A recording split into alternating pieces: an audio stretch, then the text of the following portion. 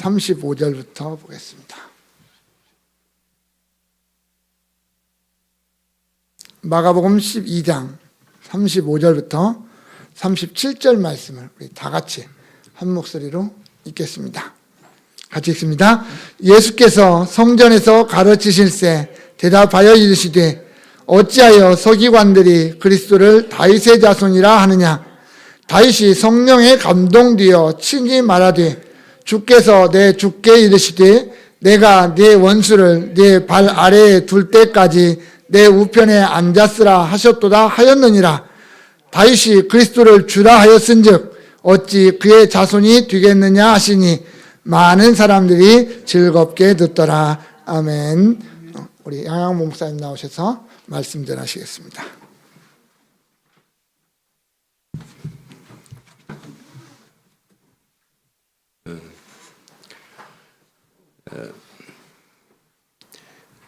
나이가 이제 들고 세월이 가니까 자꾸 인생을 돌아보게 되고 그러죠. 그래서 제 인생을 살펴보니까 제가 일평생 동안 가난하고 힘없는 자로 살았더라고요. 돈 한번 크게 벌어보지 못했고 무슨 큰 권력 한번 누려보지 못했고 그런 약자로 인생을 그래서 살았습니다. 제가 사는 것도 약자들 편에 주로 어려운 사람, 가난한 사람 편에서 일생을 살았습니다. 그렇게 살아보니까 돈 있고 권세 있는 사람들 참 부럽더라고요. 그런 사람 눈치를 보면서 우리가 살아야 되고 아쉬운 소리를 때로는 하면서 살아야 되고 그들이 무슨 말을 하는가 귀를 기울이면서 이렇게 살아야 되는. 돈 많고 힘 있는 사람이 그래 잘했어 합격 이러면 좀 생기는 것도 있고요. 또 한동안 또 편안해지기도 하고 이제 그러는데 안 돼 불합격 이러면 또 비참한 삶을 살아야 되고 하는 것이 없는 사람들의 삶이에요. 주변에 돈 있고 권세 있고 빽 있는 사람이 됐어 그래 내가 한번 할게 이러면 제가 그냥 하는 일이 확 풀려버릴 텐데 이놈 인간들이 그런 말을 안 해. 돈 많은 사람 힘 있는 사람이 없는 사람들의 편에 서서 그렇게 쉽게 하질 않습니다. 그저 작은 봉투 하나 주고 그런 건 하지만은 정말로 우리가 뭔 일을 할 수 있도록 그렇게 베풀거나 그러지는 않습니다. 제가 여러분에게 근 30년 동안 안 돼, 그러지 마 그렇게 말한 적 잘 없습니다. 항상 그래 됐어 그 정도 하면 돼. 또 내가 조금 사랑을 베풀 수 있는 그런 자리에 있다 그러면 최선을 다해서 베풀려고 하고 그렇게 살았습니다. 살아가면서 제가 신조가 하나 생겼는데요. 칼날을 잡지 말고 칼자루를 잡아라. 그리고 칼날 잡은 사람을 생각해서 휘두르지는 말아라. 제 인생 철학이 하나 있는데 누가 그랬더니 아이고 목사님 한 번도 칼자루 잡아본 적이 없으신 것 같네요. 내가 맨날 칼날만 잡고 칼자루 친 사람에게 아부하면서 그렇게 살았습니다. 그나마 이제 또 은퇴를 하고 나니까 가난하고 힘없는 것이 참 서글퍼요. 서글프고 혹시 그래서 이제 저를 좀 아는 사람이 그래도 목사님 참 바르게 잘 사셨어. 좋은 일 많이 하셨네. 이렇게 해주면 그게 힘이 돼요. 그래서 제가 그런 말하면 자랑을 하고 이제 그럽니다. 제가 시세한탄이나 하려고 이런 말씀을 드리는 것이 아니고 오늘 이 본문에 예수님의 말씀을 듣고 많은 사람들이 즐겁게 듣더라 이렇게 이제 얘기를 했는데 이 예수님의 말씀을 즐겁게 듣는 사람이 힘없고 가난하고 연약한 사람들. 예수님이 그런 사람들의 편이었어요. 항상 그러셨죠. 언제나 그렇듯이 이 세상에는 그 힘 있는 사람과 힘 없는 사람 이렇게 나누어져 있어요. 예수님 당시에도 힘 있는 사람과 힘 없는 사람이 이렇게 나누어져 있었는데, 이제 오늘 본문에 서기관이 등장하는데, 이 서기관은 교회 지도자죠. 이제 교회 서기관, 제사장, 또 장로들, 이런 사람들은 힘 있는 사람들, 권력이 있는 사람들, 또 그 힘을 이용해서 잘 먹고 잘 사는 그런 사람들이고요. 반면에 일반 사람들은 참 서글펐어요. 예수님 오실 당시에 그 시대적 배경이요, 이스라엘 나라는 망해버렸고요. 하나님은 선지자를 통해서 말씀하신 지가 오래됐고요.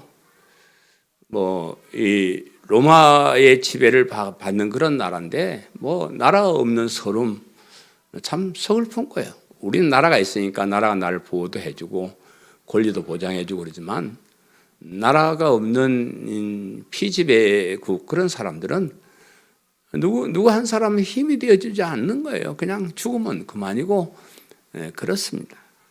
그런 슬픈 삶을 사는 사람들이 있었는데, 그들이 정치적으로 또 경제적으로 종교적으로도 하나님께서 가까이 오셔서 말씀해 주시고 힘을 주시고 이래야 되는데, 그런 암흑기가 한 400~500년 이렇게 흘렀기 때문에 굉장히 침체된 그런 상태에 있었습니다. 그래서 그런 사람들에게, 그 어려움을 당하고 가난한 사람들에게 예수님의 말씀은 굉장히 힘이 되었습니다. 약자라고 해서 가난한 사람에 외면하지 아니하고, 예수님은 오히려 그런 사람들을 찾아가셨어요. 그런 사람들을 찾아가시고, 또 그런 사람들이 예수님께 몰려와서 그들 편에서 좋은 말씀을 해주셨기 때문에 참 힘이 되는 그런 말씀이었어요. 아무도 해결할 수 없는 그런, 어떤 인간이 어떻게 해가지고 해결할 수 없는 그런 문제를 다 해결해 주는 그런 귀한 말씀이었어요. 인간으로서 도저히 할 수 없는 일, 하나님만 하실 수 있는 그런 일들을 하나님께서 다 해주셨습니다. 그래서 예수님께서 이 세상에 그리스도로 오시는 것은 이 세상의 악한 세력들, 사탄의 세력들을 다 물리치시고 새로운 하나님 나라, 영원한 나라를 건설해 주신다는 그런 약속을 하셨기 때문에 굉장히 그들에게 즐거운 말씀이 되었을 것이다, 그렇게 생각합니다. 이 세상을 마치고 천국 문 앞에 가서 어떻게 될지 그건 잘 모르겠지만, 제 생각 같으면 천국 문 앞에 이렇게 탁 들어가서 예수님을 만나게 될 것 같은데, 예수님이 힘 있고 돈 있고 세상에 좋은 일을 많이 하고 똑바로 잘 살고 이런 사람들을 우대하고, 힘없고 가난하고 별 할 일도 없고 엉뚱한 짓만 하고 온 그런 사람들을 외면하신다 그러면 참 서글플 것 같아요. 저도 목사로서 나름대로 똑바로 산다고 살았지만 그거 별거예요. 그거 아무것도 아닙니다. 돈 많은 사람, 힘있는 사람 엄청난 일들 한 거 보면 우리가 하는 일 별거 없어요. 우리가 똑바로 산다고 노력하지만 똑바로 사는 거 별로 없습니다. 늘 실패하고 좌절하고 나쁜 짓 하고 그래서 하는데, 예수님이 야, 넌 누구? 무슨 백으로 여기 오려고 그러냐. 그래 내치면 얼마나 서글플까. 내 일평생 신앙생활 했는데 그런 생각을 가끔 해보는데, 그런데 제가 성경을 연구하고 복음을 깨달은 것은 우리 예수님이 그런 분이 아니다는 거예요. 그런 분이 아니에요. 예수님의 평가 기준, 우리가 돈 많이 벌었느냐, 출세했느냐, 똑똑하느냐, 좋은 일 많이 했느냐, 그런 거 평가 기준이 아니에요. 우리 예수님의 평가 기준은 제가 로마서 1장 16절 17절 자주 말씀드렸듯이, 예수님을 그리스도로 믿느냐, 의로운 사람. 예수님을 그리스도 믿지 않으면 나쁜 놈 딱 정해놨습니다. 그 평가 기준에 의하면 우리는 바로 합격해가지고 천국에 들어갈 사람. 혹시 평가 기준이 바뀌었나 싶어가지고 애가 타요. 내가 잘못 알고 있었나. 그래서 애가 타서 제가 그래서 연구하고 복음을 그렇게 사랑하는 이유가 그거예요. 우리 이 땅에 살면서 뭐 별짓 다 해도 그 순간에 우리가 평가받지 못하면 말짱한 일이야, 말짱. 그래서 복음을 알고 복음을 믿는 믿음을 가지고 사는 것 참 중요해요. 믿음이라는 것은 내가 하나님 앞에 별 볼 일 없는 흉악한 죄인입니다를 고백하는 데서 시작하는 거예요. 그렇게 고백하지 않고 나 좀 괜찮은데 이래버리면 믿음이 없는 사람이 돼요. 가가지고 강성교에서 장로도 하고 뭐 헌금도 많이 그런 소리 하지 말고 흉악한 죄인임을 깨닫고 날 대신 죽어주신 예수 그리스도 그 보혈을 난 믿습니다. 의지했습니다. 이러면 돼요. 그러면 합격은. 그리스도를 통한 구원의 소식이 가난하고 힘없는 사람, 별 볼 일 없는 사람, 똑바로 살지 못한 그런 사람들에게 진짜 복음의 소식, 기쁜 소식. 오늘 여러분 또 이 복음을 전할 텐데 그런 즐거운 마음으로 들으시기를 간절히 바랍니다.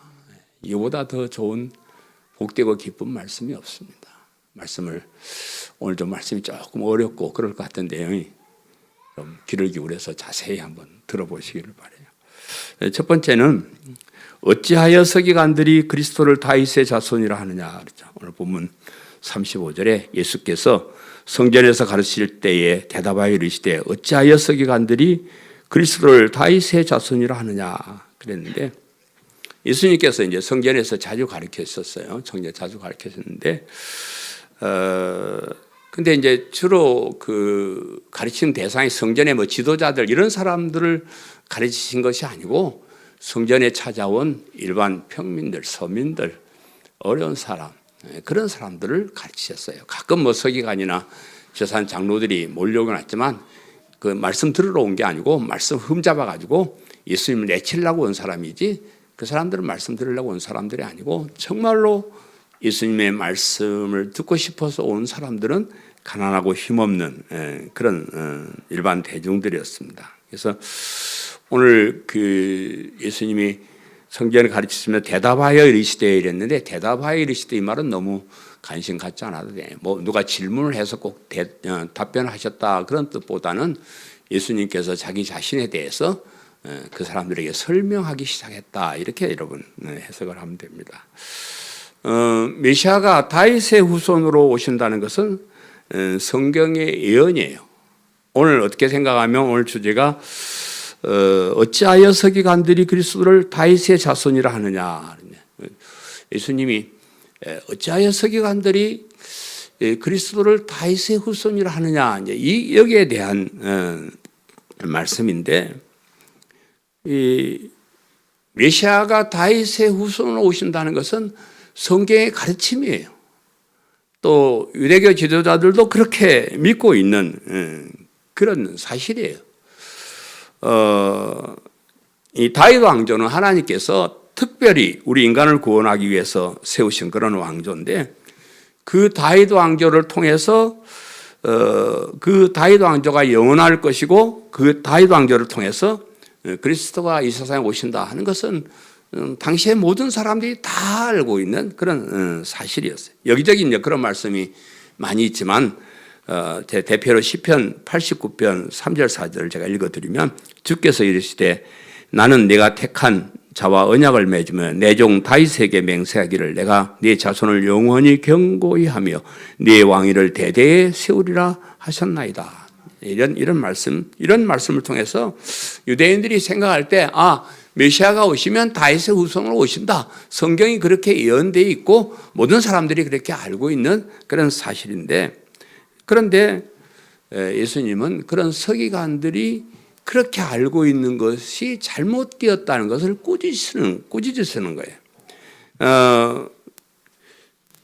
그들이 성경대로 그렇게 다윗의 후손으로 오신다는 것은 믿는데 문자 그대로만 서기관들이 생각을 하고 그 속에 숨어 있는 하나님의 뜻을 알려고 하지 않았다. 그래서 메시아는 그냥 인간이다. 인간이 후손으로 와서 인간의 어려운 문제를, 이 땅에서 어려운 문제를 해결해 줄 그런 분이다. 이런 정도만 알고 있었고, 거기에 대해서 더 전진해서 하나님의 뜻을 알려고 하지 않았어요. 그래서 예수님이 오신 다음에는 그 예수님이 사람의 몸을 입고 오시지만은 하나님이시다는 것을 성경이, 신약 성경에서 굉장히 강조를 하고 있는데, 마태복음은 그 예수님께서 잉태하실 때 상황을 그렇게 설명해요. 마리아가 잉태한 것은 성령을 통해서, 인간을 통해서 태어난 것이 아니고 성령을 통해서 잉태된 것이다. 그렇게 말씀을 하셔요. 마태복음 1장 18절에 예수 그리스도의 나심은 이러하니라. 그의 어머니 마리아가 요셉과 약혼하고 동거하기 전에 성령으로 잉태된 것이 나타났더니 그래. 그렇게 말씀을 하고요. 우리가 배우고 있는 마가복음은 예수님 하나님의 아들 예수 그리스도의 복음의 시작이라.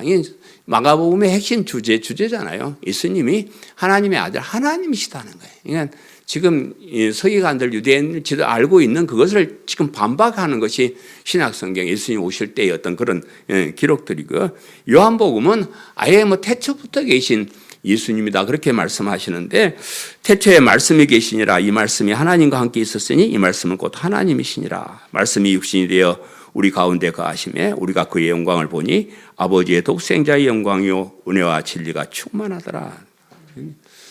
우리 예수님이 인간이 아니고 하나님이시다는 것을 이렇게 강조해서 설명을 하고 있는데도 서기관들은 그냥 아니야, 그냥 사람이야, 한 사람일 뿐이야, 그것도 저건 가짜야, 이런 식으로 이제 대드는 것을 책망하시는 그런 거예요. 서기관을 비롯한 유대교 지도자들이 왜 이 중요한 사실을 받아들이지 않았을까? 그냥 그렇게 알고 있다가 여러 가지 증거들, 기적도 일어나고 지금 난리잖아요.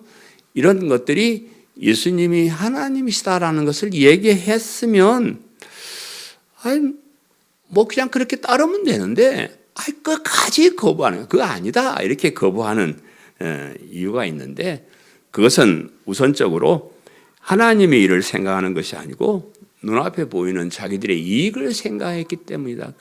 그래요. 유대교 지도자들은 그 성전을 통해서 또 예배를 통해서 자기들의 이익을 챙기고 있었어요, 당시 사람들이. 그래서 성도들에게, 사람들에게, 유대인들에게 율법을 지킬 것을 강조를 하고, 성전에 제사를 드리면서 예물을 바치고 헌물을 바칠 것을 그렇게 강조를 하고, 그것을 가지고 잘 먹고 잘 살고 있었으면 기득권자들. 그러니까 그 하나님을 섬긴다는 것을 빙자해 가지고 하나님의 뜻을 알거나 하나님의 뜻대로 사람들을 인도하려고 하는 것이 아니고 그냥 자기들 먹고 사는 데 바빠 가지고 그거 있으면 안 되거든요. 그래서 지금 그리스도를 통해서 이제 새로운 교회가 시작되고, 자기들이 아닌 다른 사람을 통해서 교회가 시작되고 구원이 시작되고 한다는 그런 말을 유대교 지도자들이 자기들 이익 때문에, 기득권 때문에 거부하는 거예요. 끝까지 거부하는 거예요. 조금 그런 말씀이 있으면 무릎 꿇고 기도해 보든지 성경을 더 연구해 보든지 그랬으면 얼마나 좋겠습니까. 또 하나는 그들이 사탄의 계략에 이용당했기 때문이다. 사탄의 계략에 이용당했기 때문이다. 그럽니다. 칼빈이라는 사람이 오늘 이 본문을 주석하면서 이렇게 그리스도의 신성을 부인하고 그저 한 사람임을 강조하는 이유를 이렇게 설명을 해요. 사탄은 처음부터 하나님과 인간의 참 중보자가 아닌 거짓된 그리스도를 내세우려고 가진 수단을 써오고 있는 터다. 그렇게 말했어요. 하나님과 우리 사이의 참 중보자는 인간이 아니에요. 중보자는 하나님이신 예수님만이 우리를 중보할 수 있는데 사탄이 그걸 못하게 하는 거예요. 그러면 안 되니까. 그러면 자기 백성들이 다 도망가니까 그랬습니다. 그래서 사탄이 유대인들이 성경을 통해서 알고 있는 다윗의 후손으로 오시는 그리스도를 부인할 수는 그건 부인할 수가 없는데 그것을 조금씩 바꾸는 거예요. 그 방향을 조금 바꾸는 거예요. 그래서 예수님을 영접하지 못하고 믿지 못하게 그렇게 만드는 겁니다. 그래서 그런 유대교 지도자들이 하나님을 섬긴다 하면서 사실은 사탄의 전술 전략에 넘어가서 사탄들이 시키는 대로 예수님이 하나님이 아니시고 그냥 인간일 뿐이고 영원한 생명으로 구원 그런 것이 아니고 이 땅의 어떤 지도자로 이렇게 생각하게 만들었다는 거예요. 오늘날도 그런 서기관의 견해를 따르는 사람들이 많이 있습니다. 오늘 우리가 사는 세상에도요. 사탄의 역사가 참 강하게 역사하고 있습니다. 사탄이 뭐 옛날에는 귀신이나 도깨비불이나 뭐 이런 걸로 나타났는데 요즘은 아주 교묘하게 타락한 인간의 마음 습성에 숨어들어 가지고 구원에 이르는 이 복음을 알지 못하게 방해를 해서 그 소중한 믿음을 갖지 못하게 하는 거예요.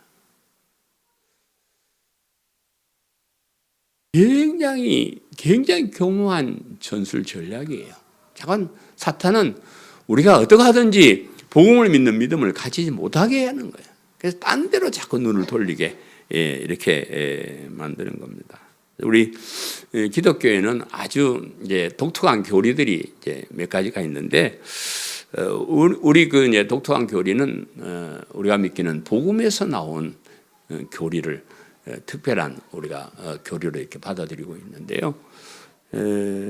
그 사탄이 성경 자체를 부인하게 하지는 못해요. 성경이 하나님의 말씀이 아니다. 물론 이제 그런 것도 요즘 뭐 있었다마는 성경이 하나님 말씀이 아니다. 막 이래버리면 반항, 여기들 시끄럽다는 가라 이럴 테니까 성경이 하나님의 말씀이야. 맞아. 그런데 그 해석, 그 성경에서 나오는 교리를 조금씩 변질시켜가지고 엉뚱한 대로 오히려 이끌어가는 그런 역사를 하고 있는데 하나님 중심에서 그 축을 인간 중심으로 바꿔버려요. 성경은 우리 교회는 여기 안 써있지만 우리는 뭐 계획적인 하나님 중심이 맨 먼저는 하나님 중심. 뭐든지 하나님께서 하시는 거예요. 하나님이 중심이 되어서 우리는 그저 하나님의 뜻이 무엇인지를 발견하고 그때 뜻대로 따라가는 거예요. 그것이 하나님 중심인데 그러나 사탄은 그 축을 인간의 중심으로 만들어버린다. 인간을 소중하게 만들고 요즘 뭐 사람들을 소중하다, 어린아이들 소중하다 그러니까 완전히 이게 엉망진창이 돼버려요. 인간을 소중하게 만들어 보니까 우리 인간의 머리로 이해가 안 되는 건 그건 또 아니라 그래 버려요. 하나님이 하시는 일인데 우리가 다 어떻게 이해를 해요? 근데 인간의 머리로 이해 안 되는 것은 하나님의 말씀이 아니다. 이제 이렇게 해버리고요. 인간이 행복해야 되고 내가 행복해야 되고 하나님 영광 이런 거 없이 내가 그냥 행복해야 되고 또 구원도 우리의 노력으로 하나님께서 그냥 은혜로 이런 거 내 은혜 같은 그런 거 소용없고 난 내 힘으로 할 수 있어. 내 대단한 존재인데 그래서 내가 노력해서 선한 일 해서 좋은 일 해서 내가 의로운 사람이 되려고 노력하고 그렇게 만든다. 그래서 그런 사탄의 사주에 놀아나는 사람이 참 많은데 우리 주변에 보면요. 인간의 작은 선행을 자랑하는 사람들이 참 많아요. 저도 자랑쟁이인데 자랑하고 싶은 마음이 많이 있는데 그거 잘못하면 사탄의 앞제비가 되는 거예요. 뭐 작은 일 하나 해놓고 신문에 내고 떠들고 그런 사람들을 보면 사탄이 역사하는구나. 아무 소용없어요. 그런 거 우리 인간이 할 수 있는 거 아무것도 없습니다. 작은 선행 하나 하고 가지고 뭐 잘했다고 여기저기 자랑하고 그렇게 그게 인본주의 인간 정신으로 바뀌는 사탄의 전술 전략인데 그걸 모른단 말이에요. 이런 사탄의 전술로 교회 내에 자신을 자랑하는 이단 교주들이 많이 생겼잖아요. 이단 교주들이 결국은 누굴 자랑해요? 자기를 자랑해요. 자기만 깨달았다고 자기만 잘났다 그러고 자기를 통해서만 구원받는 지가 하나님이 다 돼 있고 메시아가 다 되어 있는 그런 이단 교주들 많이 있습니다. 이단까지는 아니다 하더라도 아이고 목사 자신을 정말로 뭐 대단한 사람으로 포장을 하고 위장을 하고 자기 괜찮은 사람이라 해가지고 하나님의 영광을 가운데 가로채는 그런 나쁜 놈들이 많이 있어요.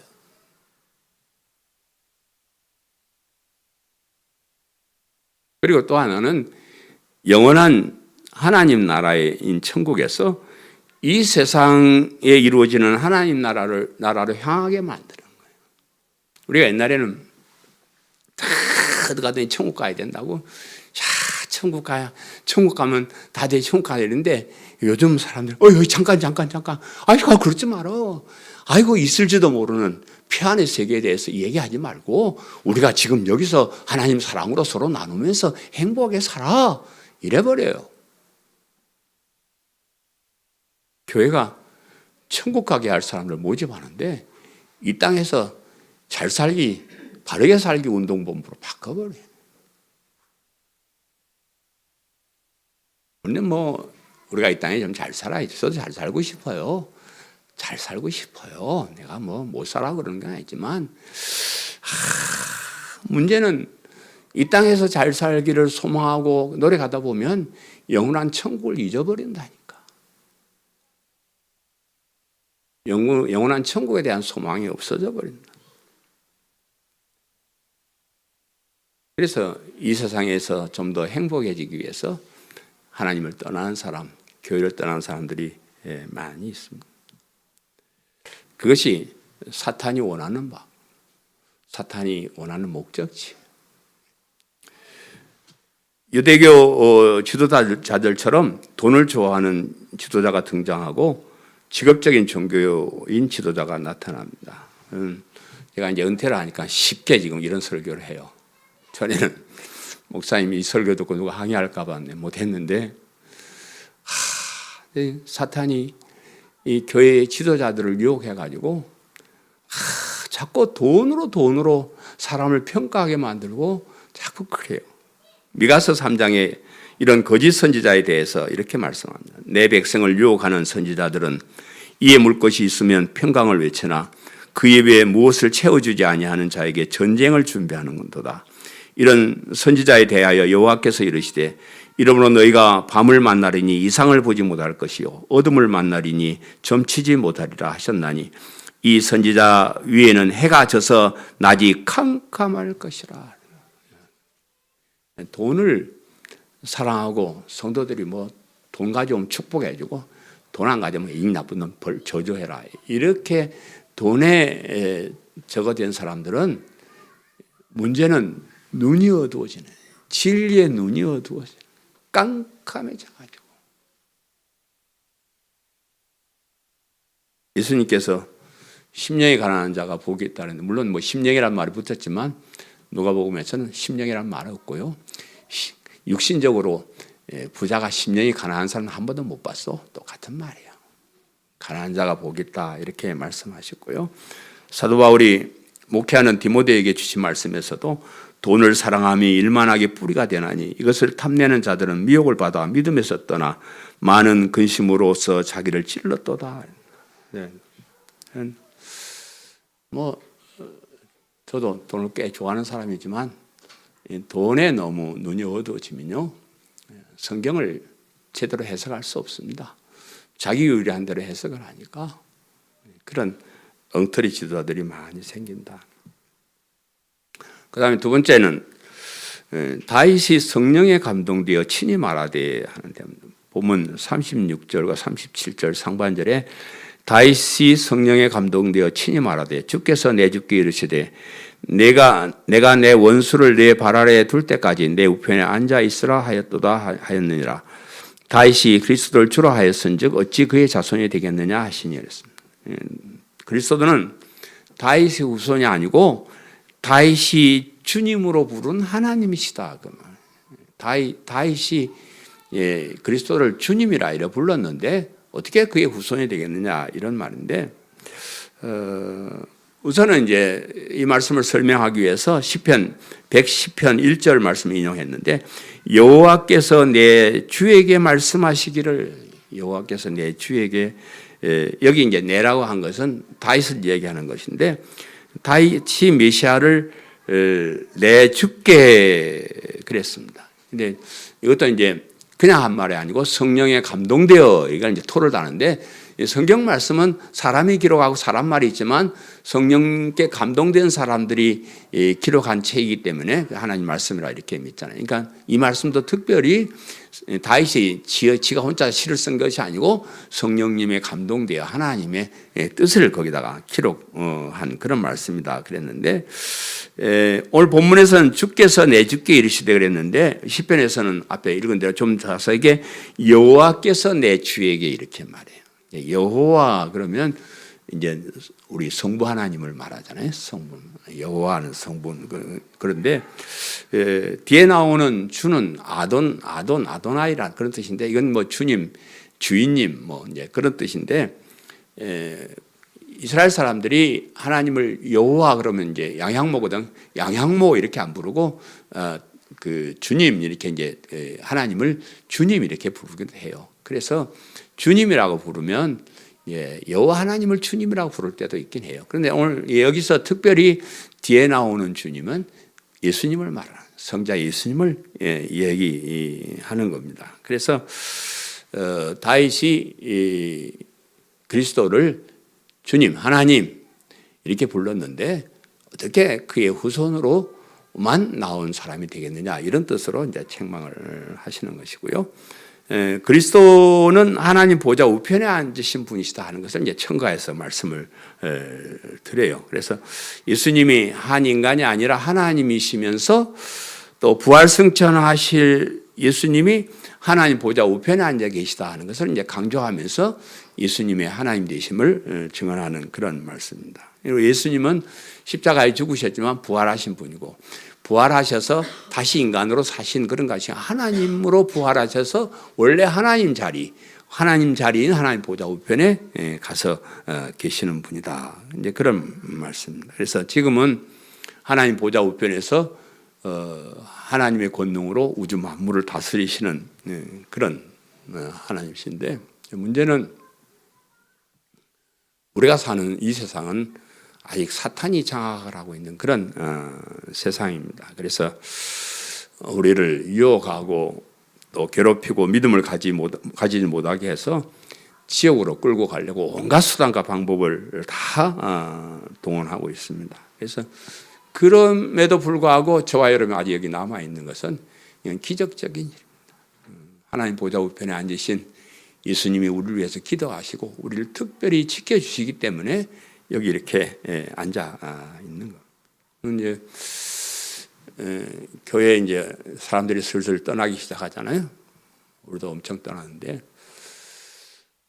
그 교회를 안 떠나는 사람이 어떤 사람이에요? 물론 직분자들 가운데서도 교회를 떠난 사람도 있지만 교회 와서 일을 많이 하신 분들은 비교적 교회를 잘 안 떠납니다. 그래서 제가 작전을 세워가지고 우리 교회 전부 다 만민 간부해가지고 모두 다 직분을 주고 막 일을 자꾸 시키고 이렇게 하는 것은 뭐 여러분 여기 와서 뭐 헌금 많이 하고 일 많이 하고 별 상관없어요. 뭐 그래도 내가 안 해도 되고 상관없어요. 그렇지만 그런 것들이 우리를 훈련시키는 겁니다. 그런 것들을 통해서 하나님이 우리를 붙잡고 계시는 거예요.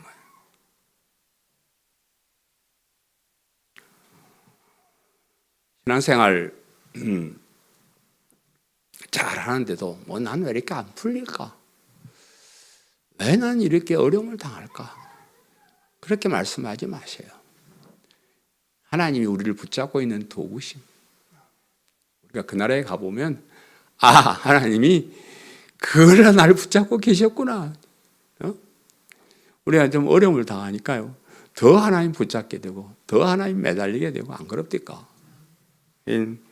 제가 목회를 하면서 교회를 떠나고 믿음을 떠나는 사람들을 많이 보았는데 그중에 그 어려움을 당해서 뭐 못 살게 돼서 망해서 교회 떠난 사람 별로 못 봤습니다.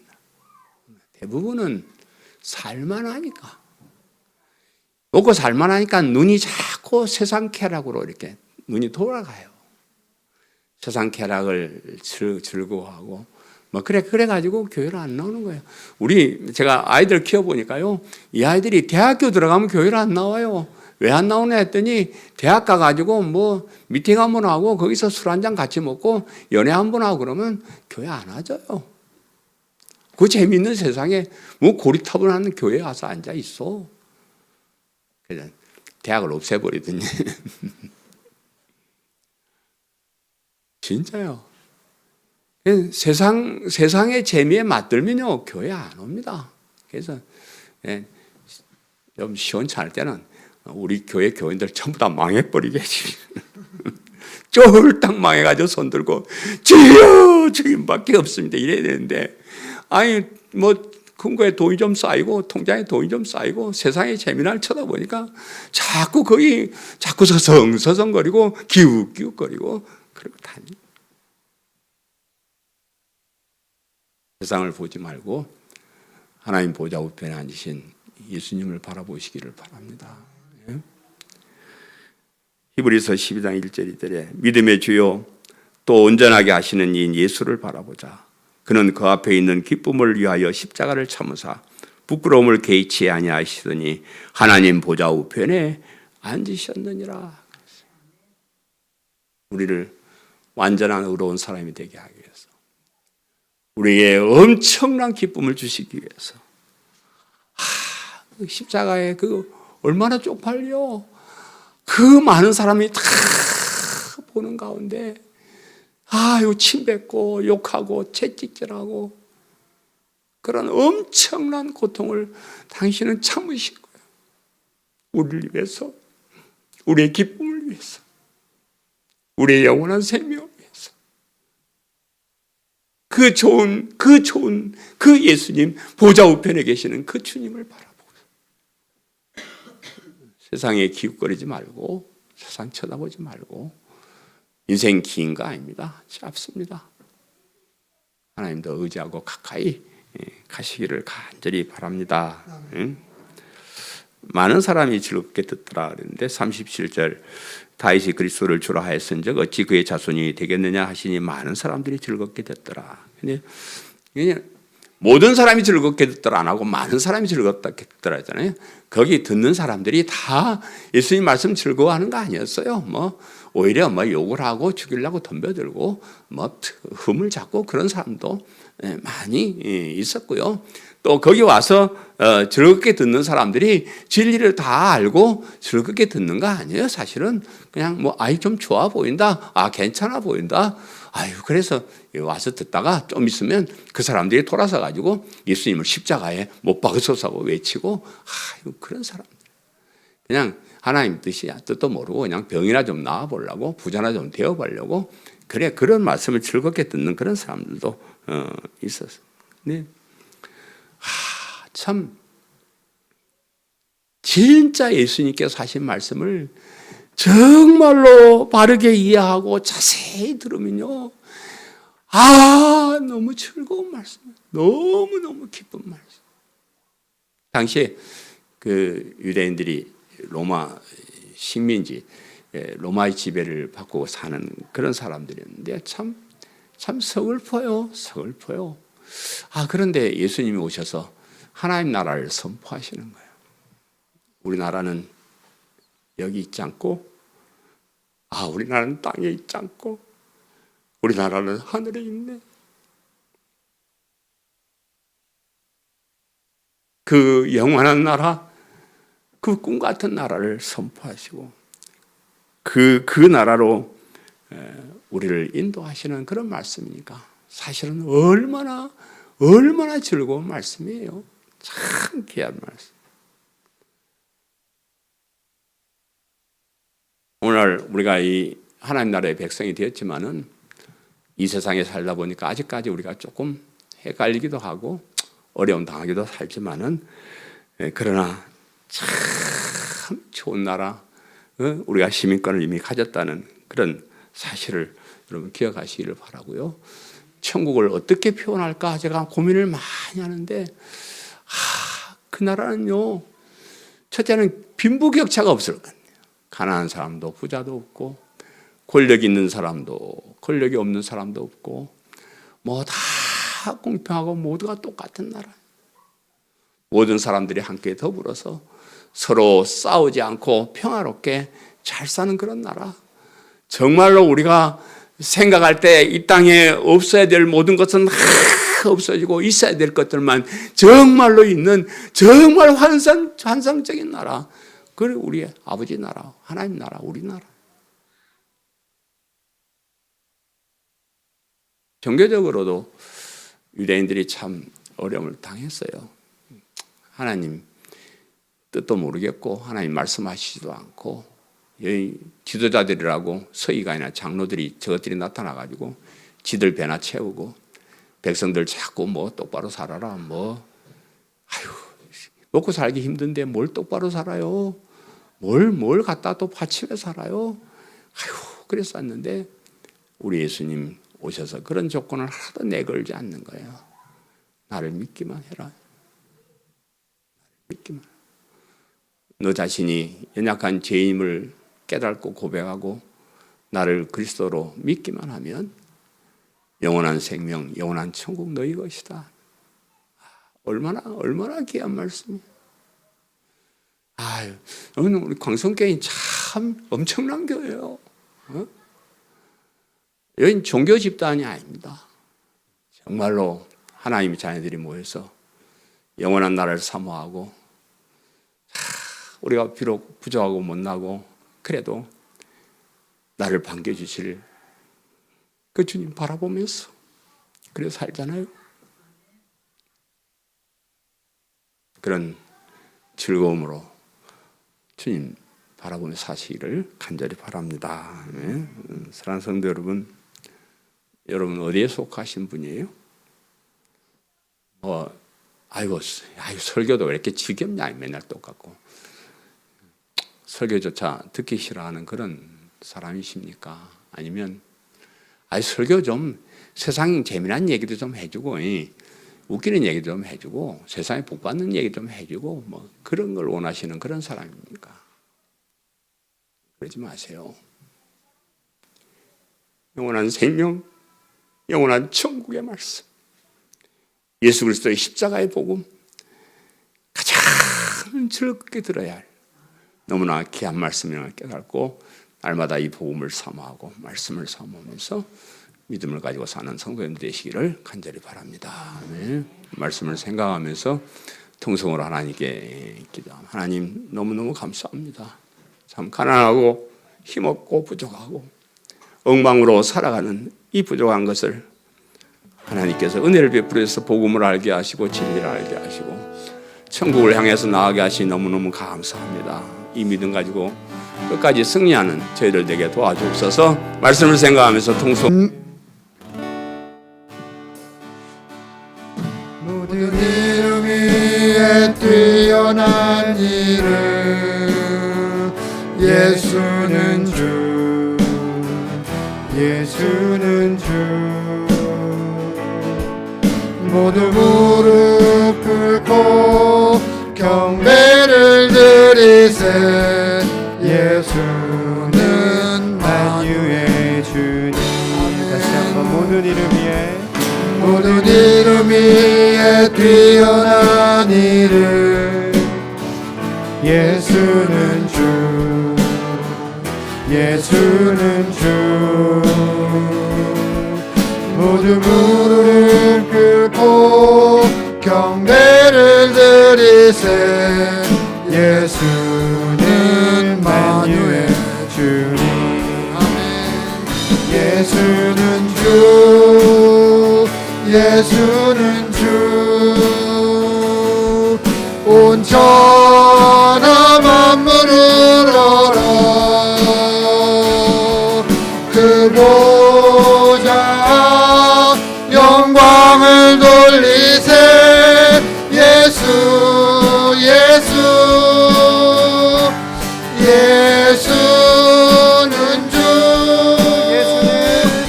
예수는 주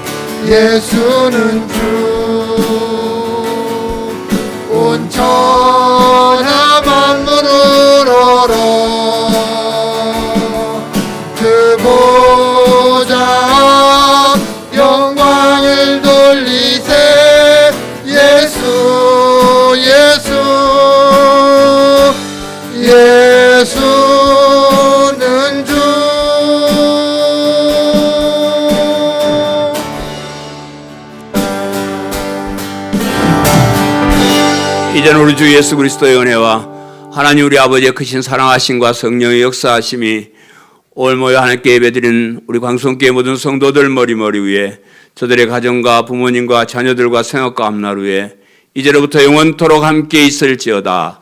아멘. 일어나라